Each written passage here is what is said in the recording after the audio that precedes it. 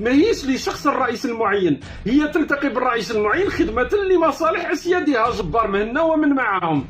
وماذا كانت تقول المرتزقة هذه خديجة بن قنة؟ لم أسمع في حياتي ردحا بهذا المستوى من الدناءة إلا من طيبات الحمام. راهي تتكلم على الرئيس المعين. وزير السكن عبد المجيد تبون لم تخن ظهره الفضائح منذ ذكر اسمه كمتهم في أكبر فضيحة فساد عرفتها الجزائر منذ استقلالها. هنا الرئيس المعين تبون يشرح لنا رؤيته للعلاقات الدولية والقضية الصحراء، ويقول لنا ماذا الرئيس المعين تبون؟ يقول لنا بأن الصحراء المتنازع عليها لابد من أن الحل تاعها هو أن إسبانيا ترجع لاستعمار الصحراء، لأنه عندها مسؤولية بحكم أنها مستعمر الأمس. يعني الرئيس المعين تبون قال لك بأنه المستعمر إذا قضية لم تحل، يعني هنا راه فتح باب جهنم على كل البلدان اللي كان تحت استعمار. يعني وقت ما كاين مشكل في أرض أو غير ذلك لابد أن المستعمر يعني تبون لا يزعجه استعمار هذه الصحراء من طرف إسبانيا. لكن أو حقيقة كلام يعني ما عنده ساس، ما عنده راس، ولكن ليس هذا الأخطر وما زال هذا راهو تبناش برك. هذا بنبين لكم المستوى المنحط تاع الشخص هذا.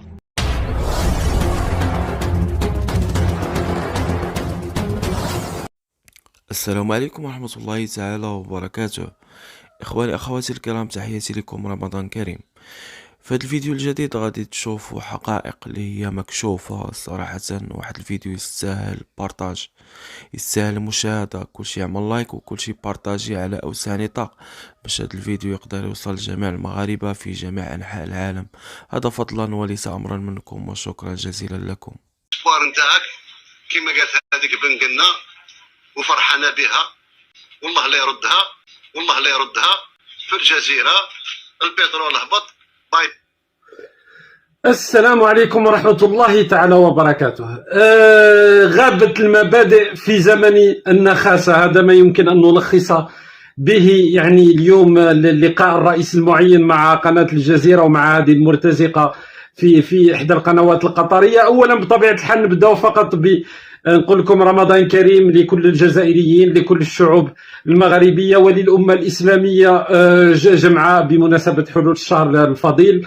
عاده يعني الله علينا وعليكم باليمن والبركات. هذا ما يمكن أن نقوله. وراح نتكلموا يعني على شهر رمضان اللي للأسف ربما سيكون بطبيعة الحال جحيم في الجزائر الجديدة. ولكن بطبيعة الحال الكوارث يعني تاع الجزائر الجديدة لا تتوقف لا بحلول شهر رمضان، العكس تزيد الفضائح تاع النظام الجزائري تزيد أكثر وأكثر. واليوم سمعنا كلام من الرئيس المعين يعني يخليني نقول أنه ربما الجزائر لم تنجب شخص بغباء الرئيس المعين عبد المجيد تبون من قبل. يعني شخص يعني ما عنده حتى مستوى، ما عنده حتى كفاءة في الكلام، ما عنده حتى مستوى في الخطابة، وما عنده حتى معرفة بالعلاقات الدولية. وهذه هي الكارثة الكبرى، لأنه فضحنا مع إسبانيا. بطبيعة الحال الكلام راح يكون أيضا على التقرير الامريكي، وهذا الامر خطير جدا. يعني لهذا ارتأيت يعني اني نتكلم على هذا الموضوع اليوم، لانه تقرير امريكي اسود وخطير جدا عن الجزائر ياتي كتبعات لما كان يعني في الاشهر الاخيره للانزال الامريكي المهين على الجزائر، لأن الولايات المتحده الامريكيه صارت يعني تستهدف الجزائر بشكل خاص. لكن قبل ما نبداو بطبيعه الحال الاساس تاع كلامنا راح يكون يعني حوار الرئيس المعين تبون مع المهرج تبون مع قناه الجزيره، وراح نتطرقوا الى تفاصيل كارثيه بدايه بالشكل، لانه تعرفوا قمت ببث المقطع، تتذكروا كلكم المقطع هذا نعاود نشوفه، لانه فيه كلام على هذه المرتزقه القطريه خديجه بن قنة، وعنده ايضا شق ثاني يعني نذكركم. الازمه هذه ليسبوار نتاعك كما قالت هذيك بن قنة وفرحانه بها، والله لا يردها. في الجزيره والله لا يردها. في الجزيره البترول هبط. باي باي السلم الاجتماعي في الجزائر، الله لا يردك. هاولا هبط في 2014 السلم الاجتماعي مشى. جو لو دي، نقولها بصفه رسميه ونكرر باسكو انا في سنه نقول فيها نفس الكلام. اقسم بالله العلي العظيم ان برنامج فخامه الرئيس ما يتوقف. مهما كانت الظروف، ولو انه هذا هو الوعد الوحيد الذي وفى به الرئيس المعين تبون، يعني اللي كان يقول عليها الله يردها. اليوم صار ياخذ الصور معه، وصارت هي تاخذ الصور معه، ولكن ما كانش فقط وقتها كلام الرئيس المعين تبون، كان وقتها كلام ايضا هذه المرتزقه القطريه اللي هي بطبيعه الحال وقتها، لانه كان صراع اجنحه، هي بطبيعه الحال كانت في التسعينات في خدمه، يعني كانت جندتها المخابرات مع مجموعه من الصحفيين الاخرين وقتها في التسعينات، يعني في جناح ما يسمى اليوم بجناح التوفيق والنزار. ففي سنوات 2015 2016 2017 كانت في خلاف مع الرئيس المعين، لكن اليوم مع عودة الجماعة هادو التوفيق ونزار وغيرهم من المجرمين، وجبار مهنا صار رقم 1 في المخابرات، خديجة بن قنا هذه بطبيعة الحال عادت لتطبيل النظام، لأنه هي لما تلتقي بالرئيس المعين ما هيش لشخص الرئيس المعين، هي تلتقي بالرئيس المعين خدمة لمصالح أسيادها جبار مهنا ومن معهم. وماذا كانت تقول المرتزقة هذه خديجة بن قنا؟ لم أسمع في حياتي ردحا بهذا المستوى من الدناءة إلا من طيبات الحمام. راهي تتكلم على الرئيس المعين. وزير السكن عبد المجيد تبون لم تخن ظهره الفضائح منذ ذكر اسمه كمتهم في أكبر فضيحة فساد عرفتها الجزائر منذ استقلالها، والمعروفة بقضية خليفة أو فضيحة القرن. وهنا صدقته هي الكذوبة، يعني هنا هذه بن قنا أي محقة، لأن الرئيس المعين تورط في فضيحة الخليفة. يعني تعرفوا القصة ربما اللي صغار ما يعرفوهاش، قضية أنه عبد المؤمن خليفة أعطى بطاقة بنكية لعبد المجيد تبون، وعبد المجيد تبون ذهب في رحلة إلى فرنسا وصرف بالبطاقة البنكية هذيك، وهو اعترف بأنه تلقى بطاقة بنكية من عبد المؤمن خليفة. يعني تورط، يعني هذه اللي كانت تقول عليه فاسد ومتورط، اليوم تقول له فخامة الرئيس بل. شوفوا الدناءة تعاون، لهذا قلت لكم غابت المبادئ في زمن النخاسة، يعني والناس اللي يبيعوا نفسهم. حاول وزير السكن عبد المجيد تبونة، كانت تسخر منه كاتبة هاي في التغريدة تاعو، تقدروا ترجعوا لها على كل حال. عبد المجيد تبونة توظيف هذه التدوينة وغير ذلك. عندما تسمع ردحا رسميا رخيصا بهذا المستوى تستحضر أمامك مشهدا من فيلم كرنفال في دشرة ومخلوف البومباردي وغيرها من الترهات. يعني أنه تشوفوا يعني هادو الناس كيف ينقلبوا، يعني أنه هذا رئيس معين فاسد متورط في فضيحة الخليفة، مستواه تعطيه بات الحمام، ولكن اليوم تلتقي به ومن الجانبين، يعني هو وهي نفس الشيء. ولكن بطبيعة الحال ما يهمنا في كلام الرئيس المعين هذا في الشكل، أنا تعرفوني نحب نبدأ بالشكل، ولكن لما نروح للمضمون ولهنا الفضائح الكبرى اللي سمعناها من رئيس، حتى إذا كنا نعرف أنه رئيس معين، لكن كيف صارت الجزائر تمثل هذه الوجوه؟ هذا هو السؤال اللي يطرح نفسه. نسمعوا قليلا في قضية إسبانيا لأنه راح نبداو بها، ومن بعد نروحوا لقضية أمريكا والتقرير الأمريكي الأسود عن الجزائر. يعني نوضح ما الموقف تاع الجزائر مع إسبانيا الصديقة. هو تربطنا بإسبانيا معاهدة تاع حسن جوار وتعاون. أنا رأيي يقول إسبانيا صديقة والشعب الإسباني صديق. العلاقات طيبة جدا. لكن قلت الحكومة اخترقت، كيف؟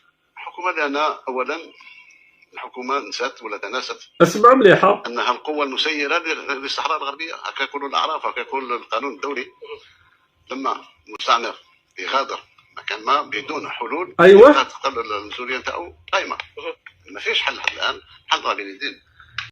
هنا الرئيس المعين تبون يشرح لنا رؤيته للعلاقات الدولية والقضية الصحراء، ويقول لنا ماذا الرئيس المعين تبون؟ يقول لنا بأن الصحراء المتنازع عليها لابد من أنه الحل تاعها هو أنه إسبانيا ترجع لاستعمار الصحراء، لأنه عندها مسؤولية بحكم أنها مستعمر الأمس. يعني الرئيس المعين تبون قال لك بأنه المستعمر إذا قضية لم تحل، يعني هنا راه فتح باب جهنم على كل البلدان اللي كان تحت استعمار. يعني وقت ما كاين مشكل في أرض أو غير ذلك لابد أن المستعمر يعني تبون لا يزعجه استعمار هذه الصحراء من طرف إسبانيا. لكن أو حقيقة كلام يعني ما عنده ساس، ما عنده راس، ولكن ليس هذا الأخطر، وما زال هذا راهو تبناش برك. هذا بنبين لكم المستوى المنحط على الشخص هذا، ولكن ما زال حلول تبقى تقلل أي حل. أصلا راني جايكم ما تعفيهاش بالمسؤولية نتاعها، وكانت تصرفات سرية. اسمعوا مليحة. رئيس شهر قبل ولا شهر ونصف حدثنا في كثير من المواضيع لأن علاقتنا مكثفة مع إسبانيا. وفي النهايه اللي فتحوا ملك المغرب وهذيك الرئيس حتى الوزراء تاعو ما كانش على بالهم بالموقف هذا الجديد اللي خداو الملك نتاعو ما على بالوش البرلمان الاسباني ما كانش على باله. هو ضحك على نفسه كي يتكلم في الكلام هذا. الرئيس المعين تبون واش قاعد يقول؟ قال لك بأنه سانشيز لما اتخذ قرار دعم خيار الحكم الذاتي في الصحراء، قال لك انه الملك والوزراء في اسبانيا ما كانوش على بالهم. يعني انه الرئيس المعين تبون يظن بانه اسبانيا هي اسطبل مثل ما صارت الدولة الجزائرية تحت حكم النظام الجزائري، حاط باللي كما قالوا على المخابرات الفرنسية أنها في خلاف مع ماكرون وتخلق في مشاكل بين الجزائر وبين ماكرون. نفس الشيء قال على إسبانيا بأنه كيف الوزراء ما يعرفوش باللي سانشيز اتخذ قرار الحكم الذاتي. الملك في إسبانيا ما يعرفش، حتى اسطبل مثل ما رديتوا الجزائر اسطبل، حط باللي ماهيش دولة مؤسسات إسبانيا هذه يتخذوا قرارات وسانشيز وحده. ناض صباح ربي قال لك والله اليوم نعترفوا بأنه خيار الحكم الذاتي هو أحسن خيار. يعني إنسان عايش خارج المنطق، خارج العالم اللي احنا نعيشوا فيه. يعني ومش هذا فقط، يعني الكارثة يقول لك أنه الملك المغربي العاهل المغربي هو من سرب القضية. يعني العاهل المغربي كان مريح، هز فيسبوك وقال لهم يا نصر رسالة تاع سانشيز. انت تتخيل هكا هو يضحك على نفسه لما قاعد يقول في هذا الكلام. يعني انه اسبانيا كامل ما على بالهاش، الملك الوزراء وسانشيز قال لك بالك نفوتها عليهم، نعترف بخيار الحكم الذاتي سرا وبالك نفوتها عليهم. بعد الله غالب الملك العاهل المغربي خرج في الفيسبوك ولا في التيك توك وسرب القضيه. يعني كلام خارج المنطق، خارج المعقول، خارج انسان يعيش في عالم اخر. يعني ومازال طيب الجزائر بهذه العلاقات القويه مع روسيا ايضا من لا مش هذا المقطع، كاين هذا مازال وراح يعطيها سكوب. في 94 عطاونا الدوله الاسبانيه تحت فرانكو عطاونا الصحراء الغربيه. قول والله سنه 1964 1964 في اقسم بالله رحمه. ايوه طيب ما الذي حدث؟ تما في 1964 السي فرانكو الله يذكره بالخير على كل حال اتصل باحمد بن بله وقال له نعطيك الصحراء اللي النظام الجزائري يسميها غربيه، النظام المغربي يسميها مغربيه، وهي رايحه القضيه. قال له تسمى بفرانكو، اتصل بن بله قال له والله غير نعطيك الصحراء متهني. اول مره في التاريخ نسمعوا بقضيه مثل هذه، لو كانت فعلا طبيعه الحال نسمعوا بها من مصادر اسبانيه انه فرانكو اقترح على الجزائر انه يعطيها الصحراء، نسمعوا بحنا نعرفوا القضيه، نعرفوا التاريخ تاع هذه الاراضي الصحراويه تاع ما يسمى يعني بالساقيه الحمراء واد الذهب. انه بعد خروج الاسبان اقتطعت بين المملكه المغربيه وبين موريتانيا انسحبت، المملكه المغربيه سيطرت على كل المناطق، بقات هذيك المنطقه العاجله اللي هي صحراء قاحله وانتهت القضيه، والقضيه مستمره الى يومنا هذا. درك تبون يخرج لنا بفيلم جديد عمرنا ما سمعنا به ولا واحد تكلم عليه في التاريخ، وكذوبه ما على باليش منين جايبها. يعني انه اقحام الجزائر بالسيف، لازم يقحم الجزائر في الموضوع هذا وبالاكاذيب. يعني لو كان فرانكو دار الاقتراح هذا ما نسمعوش به، يعني ما يكونش يعني من الجانب الاسباني ينشر على هذه القضيه. مريض السيد عايش في، يعني قلت لكم عايش في عالم اخر، ما على باليش هذا الانسان وين عايش. وقال لك رفض احمد بن بله، قال له صحيح تعرفوا وقت الجزائر 1964 كانت في ازمات داخليه اصلا، علاه فرانكو يقترح انه الصحراء تصير اراضي جزائريه، لا تاريخيا عندنا علاقه بهذه الاراضي، لا يعني عقائديا في العقيده تاع يعني تاع الناس اللي كانوا اسسوا الحركه الوطنيه. عمرنا احنا ما طالبت الجزائر بهذه الصحراء، قضيه تهم المملكه المغربيه وهذا ما يسمى البوليساريو، يتنازعوا الامم المتحده وكل واحد يدبر راسه. هذه قضيه ما تخصناش، لكن انك تخرج باكاذيب وبافلام ما على باليش منين تجي بها، يعني صراحه غير طبيعي الامر هذا. اولى بها ان تمشي تدافع عن الاطفال. هذه مازال درك نزيدو نسمعوا فقط وشقاو بلا ما ننساو انه الرئيس المعين يا اخي تذكروا منذ ايام فقط وكاله الانباء الجزائريه كانت تقول أن المخابرات الفرنسية تتآمر على الجزائر وتنصب في المكائد، وهي اللي تحاول تعرقل العلاقات بين فرنسا وبين الجزائر وغير ذلك.